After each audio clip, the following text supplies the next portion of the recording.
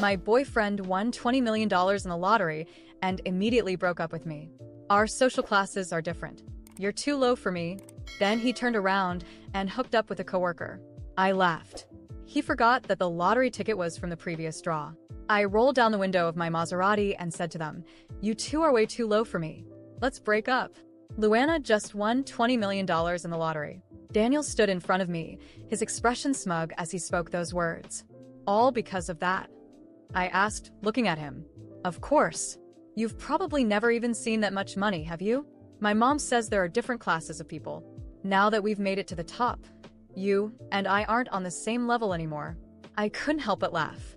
20 million, and they think they're part of high society. I didn't even have time to tell him that my dad owns several buildings that bring in more than $20 million a year in rent, not to mention his companies. But it's fine. Honestly, I was glad to get rid of someone like him.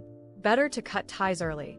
No tears over love, just sleepless nights thinking about money. Daniel glanced at me. "By the way, even though you paid for the $50 lottery ticket, I'm the one who bought it, so don't expect a penny from me." He always had this habit of buying lottery tickets, dreaming of getting rich overnight. But when it came time to pay, he'd always have an excuse. His phone was dead, or his payment didn't go through, because the bank really cares about a few bucks, right? "My mom doesn't like you either," Daniel added. "She thinks you're tacky. Remember the last time you met her? You gave her some cheap no-name gifts. You embarrassed us." "You embarrassed yourself," I shot back. "God must have spilled wisdom all over the world, but your family held up an umbrella." I still remember the first time I met his mom. I gave her a pure wool scarf designed by an Italian luxury designer worth 5 figures and a bottle of French haute couture perfume. Now it's apparently a cheap no-name gift to them, like a catfish splashing water and thinking it's seafood. Daniel continued, "I won't argue with you, because I'm an elite. But since we're breaking up, let's settle things. Why don't you sell back the gifts I gave you?" Typical Daniel. Even winning the lottery doesn't change his stinginess. "No need. I still have all the stuff you gave me. I'll return every bit of it. Your $9.99 skincare set? I was too scared to use it in case it ruined my skin. That $19.99 shirt and tie set? I didn't want to wear it in case I broke out in hives. And that $10 box of bread? I was worried it'd make me sick, and not even the medical bills would cover it." The crowd around us burst into laughter. Daniel's face turned red as he snapped back. "Don't just bring that up. What about all the money I gave you? Didn't I send you cash?" "You sure did," I nodded, pulling out my phone to check the records. Valentine's Day, $5.20. 4th of July, $6.60. Christmas, $8.80. "You're so thoughtful, so generous." I laughed. "Even my cousin in elementary school gives me more than that. I used to think he was so sweet and attentive that I didn't care about the little things. But now, looking back, I must have had water on the brain, enough to fill the entire Lake Michigan." Daniel puffed out his chest. "That was the past. Things are different now. I've won $20 million. I can buy whatever I want, and you no longer deserve to be with me." I nodded. "All right. In that case, why don't you return the gifts I gave you?" Daniel laughed. "The stuff you gave me? It's all knockoffs, isn't it? How much could it be worth?" Daniel grew up poor. His dad passed away early, and he and his mom depended on each other to protect his fragile ego. I always cut the tags off the gifts I gave him, and they didn't have any flashy logos. "That belt you're wearing? Gucci limited edition, $10,000. Those shoes, C brand, $15,000. That jacket, also C brand, $30,000. I listed them off one by one. Daniel's face fell. "You think I'm an idiot? You couldn't afford the real thing. You must have just bought some knockoffs to fool me." Because he couldn't tell real from fake, I pulled out my phone. "Here's the purchase history and receipts. If you don't believe me, go check with the store.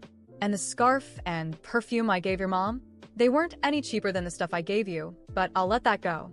Just give me $100,000 for everything else I've gifted you." In reality, I'd spent over $200,000 on him over the years.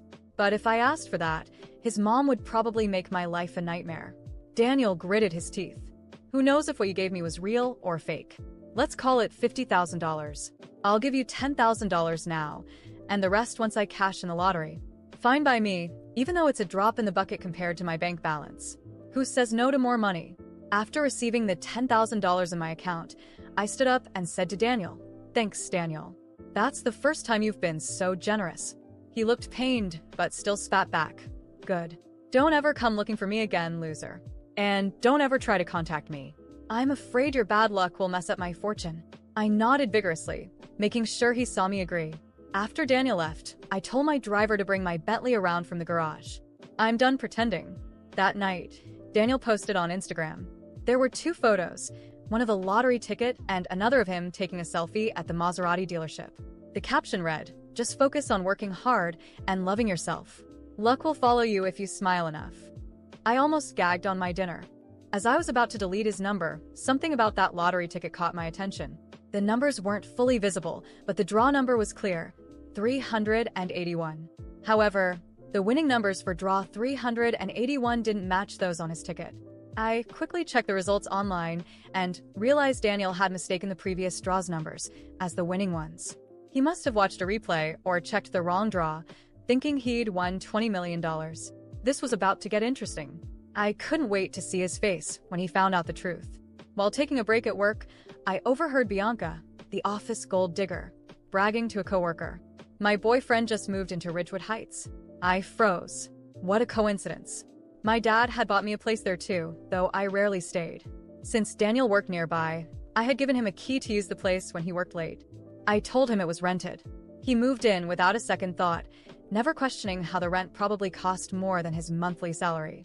I was already thinking about taking the keys back when Bianca added, "He calls me his lucky girl. Ever since we got together, he won $20 million. Everyone around her gasped in envy. Wait. Ridgewood Heights? $20 million? Hesitantly, I asked, "Does your boyfriend happen to be named Daniel?" Bianca shot me a wary look. "You know him? Don't even think about stealing him just because he's rich. He's way out of your league." Of course, it was him. Daniel had been seeing Bianca while we were still together. Did he seriously think Bianca was high society material? If my dad knew about this, he'd die laughing. Bianca always flaunted fake designer bags, switching them up every day. To someone like Daniel, who couldn't even tell real from fake, she must have looked like a wealthy princess. A perfect match, really. 2 gold diggers finding each other. Best wishes. Please stay together forever. That evening, Bianca posted on Instagram a photo of her and Daniel with the caption, "No more waiting. The one I've been waiting for is here." 5 minutes later, Daniel posted their picture too, with the cringeworthy caption, "Us." Later, the manager of my favorite luxury store texted me, letting me know they'd just received new stock and invited me to check it out. Since I had nothing better to do, I decided to swing by. As soon as I walked in, there they were, Daniel and Bianca. The only sales associate in the store glanced at me and completely ignored me, continuing to serve them with a big smile. Bianca was decked out in a logo-plastered outfit, though it was last season's collection. Meanwhile, I was wearing a simple t-shirt and carrying a canvas bag. No wonder the saleswoman thought I wasn't worth her time. Bianca noticed me too. "What kind of people are they letting into this store?" she sneered. Daniel added, "What are you doing here, Luana? You can't afford anything in this store." I smiled. "Oh, did your family open this store?" I didn't realize I needed permission to look around. The saleswoman, clearly siding with them, said, "I'm sorry, miss, but the lowest priced item in our store is $30,000. If you can't afford it, you really shouldn't waste your time." I couldn't help but laugh. Inside, she had no idea who she was backing. After showing Bianca several bags, I overheard her tell Daniel, "Baby, I want this one, and the second one in that row too." The sales associate beamed. "You have such great taste, miss. These are our best sellers. You've got an excellent eye." Bianca, pleased, slung one of the bags over her shoulder and admired herself in the mirror. Then she noticed me. "Luana, aren't you embarrassed carrying that cheap canvas bag? Don't you have a job?" I replied calmly, "I'm carrying a canvas bag because I'm planning to go grocery shopping later. Gotta think green, save the planet." "What's wrong with that? Does your family live by the sea or something? Why are you so concerned?" Frustrated, Bianca turned back to Daniel. "I want this one, that one, and the other one. I want them all." Trying to sound generous, Daniel said, "Buy them, baby." The saleswoman's eyes sparkled with glee. I picked up a black handbag to take a closer look, but the saleswoman stormed over. "I'm sorry, miss, but this is our latest model. It costs $150,000 and is only available to our VVIP clients. Please don't touch it. You might get it dirty." Bianca laughed. Luana, don't get your filthy hands on that bag. You couldn't afford it even if you sold yourself. I was about to fire back when a sharp voice came from the entrance. Who said Luana can't afford it? The saleswoman panicked. Manager, you're back. Amanda, the store manager, walked in and immediately apologized to me. I'm so sorry, Luana. I went to grab your coffee. This new employee didn't know any better. She turned to the saleswoman and added, Luana is one of our VVIP clients. She gets first pick of all new stock. Only after she passes on something can we offer it to other customers. The saleswoman's face turned pale as she hurriedly apologized. Daniel's face turned red. You must be mistaken. Luana is just a regular office worker. How could she be one of your VIPs? Don't let her fool you. Amanda glared at Daniel and Bianca. The threshold for being a VVIP at the store is spending over $1 million annually. She turned back to me. I'm sorry, but I'll have to ask these two to leave. We're closing the store for you. I was still processing the scene at the store when the door closed behind Daniel and Bianca. The manager, Amanda, escorted me to the VIP lounge, where I was offered a coffee and some catalogs of the latest collections. My initial plan was just to spend some time, maybe buy something to distract myself, but the humiliation Daniel and Bianca had just endured gave me an unexpected sense of satisfaction. No matter how much Daniel tried to climb the social ladder at others' expense, he would never understand what it truly meant to be at the top. As I flipped through the catalogs, Amanda approached me, concerned. I hope their behavior didn't ruin your experience, Luana. Should I send a formal notice to ban them from our stores? I chuckled. No need, Amanda. I think they've gotten the message. She nodded, visibly relieved, and returned to her desk. But inside, the idea of letting this go didn't sit well with me. Daniel wasn't just ungrateful. He had crossed boundaries I didn't even know existed. Bianca, on the other hand, was just an extension of him, someone as deluded as he was. If they were willing to dig their own grave, I might as well hand them the shovel. The next day, I went to the Ridgewood Heights apartment that Daniel believed was rented. He had decorated the space with cheap furniture, clearly trying to impress Bianca with a touch of luxury. It was laughable to me. Using the spare key he never knew existed, I let myself in. The place was empty. They were probably at work, or, in his case, pretending to have a job. I got straight to the point.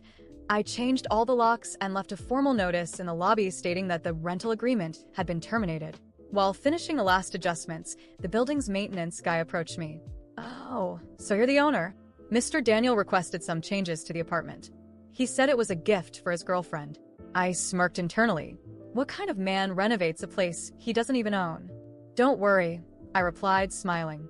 There won't be any more changes. If he shows up, just have him contact me directly. The maintenance guy looked confused but nodded. That same day, I posted a picture on social media, a panoramic view of the apartment with the caption, "Nothing like coming back home after a long trip. Missed my little place." It didn't take long for people to notice. Bianca was the first to comment. Weird, I thought this was my boyfriend's apartment. I ignored the comment, but inside, I felt a wave of satisfaction. That evening, Daniel sent me an angry text. Luana, what are you doing? Why did you change the locks? This isn't fair. I replied calmly, Daniel, the agreement was temporary, remember? I decided to end it. You have a new life now. You don't need this place anymore. He tried to push back. But Bianca is already planning to move in here. You can't do this to us. I laughed, but kept my response formal. Oh, I absolutely can. By the way, I suggest you find another place quickly. Ridgewood Heights isn't for everyone, you know? Daniel didn't respond, but I knew he got the message. Still, I knew he wouldn't give up easily, so I decided to prepare for the next steps. I called my lawyer and asked him to review any paperwork that could link Daniel or Bianca to the apartment. Everything was in my name, but I wanted to ensure there were no loopholes for them. In the following days, I noticed Daniel trying to save face on social media. He posted old pictures, pretending he was still living in luxury. Bianca, meanwhile, started flaunting handbags and shoes that were clearly borrowed or bought with money Daniel no longer had. Their lies were becoming more evident by the day. The final blow came one peaceful morning. I decided to stop by the office where Bianca and I worked. She was in the hallway, surrounded by coworkers, spinning one of her ridiculous stories. When she saw me, her smile vanished. What are you doing here? Thought you'd find it funny to show up after everything. I smiled. Bianca, sweetheart, I'm just here to pick up some documents. But since I'm here, I wanted to congratulate you. You really found someone who matches you. You're the perfect couple. So obsessed with status, you can't even see reality. The coworkers around her fell silent. Bianca tried to respond, but before she could, I added, "Oh, and just so you know, Daniel didn't win $20 million. He mixed up the lottery numbers. Maybe you should suggest he buy another ticket with the change from your fake handbags." Her expression changed entirely. For the first time, Bianca was speechless. I walked away without looking back, knowing their little charade was over. As I made my way to my car, I realized that revenge wasn't just about exposing them, it was about showing them they could never reach the level they pretended to be on. When I got into my car, I took a deep breath. Some people never learn, but I learned something valuable. Never underestimate the power of showing the truth, especially to those who live on lies. A few weeks had passed since the events that exposed Daniel and Bianca. Life moved on for me, but the consequences for them were swift and, to be honest, well-deserved. Starting with Daniel, his illusion of wealth crumbled as quickly as he tried to build his luxury life. After being kicked out of the Ridgewood Heights apartment, he attempted to rent a cheaper place, but without any real savings, he ended up moving back in with his mom. He tried to maintain the facade on social media, posting old pictures and pretending he still had money, but comments started rolling in. "Where's your rich girlfriend? What happened to the $20 million, Daniel?" He deleted his accounts shortly after. I heard that for a while. He went back to buying lottery tickets, hoping to make a comeback. Ironic, isn't it? Bianca, on the other hand, faced an even more humiliating downfall. The truth about her relationship with Daniel began to spread around the office. The fact that she had invested so much in a man who didn't even have the money he claimed became a running joke among coworkers. Some people started questioning how she could afford her designer bags and shoes on her salary.